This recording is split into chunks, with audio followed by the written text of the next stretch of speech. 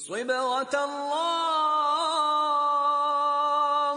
ومن أحسن من الله صبغة وَنَحْنُ لَهُ عَابِدُونَ۔ السلام علیکم ورحمۃ اللہ وبرکاتہ۔ اعوذ باللہ من الشیطان الرجیم، بسم اللہ الرحمن الرحیم۔ رب اشرح لی صدری ویسر لی امری واحلل عقدۃ من لسانی یفقہوا قولی۔ اپنے اہل و عیال اور مال کے لیے دعا کرنا۔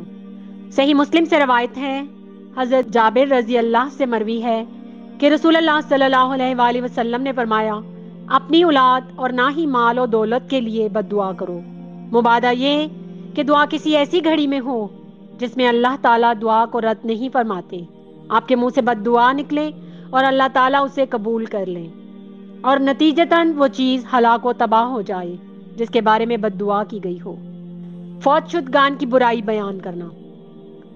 فوت شدہ مسلمانوں کے عیوب بیان کرنا، انہیں برا بھلا کہنا اور ان کے لیے بد دعا کرنا جائز نہیں۔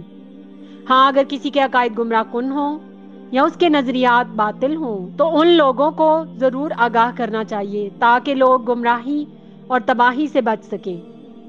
بخاری کی روایت ہے، حضرت عائشہ رضی اللہ سے مروی ہے کہ رسول اللہ صلی اللہ علیہ وآلہ وسلم نے فرمایا، فوت شدگان کو برا مت کہو، وہ تو اپنے انجام کو پہنچ چکے ہیں۔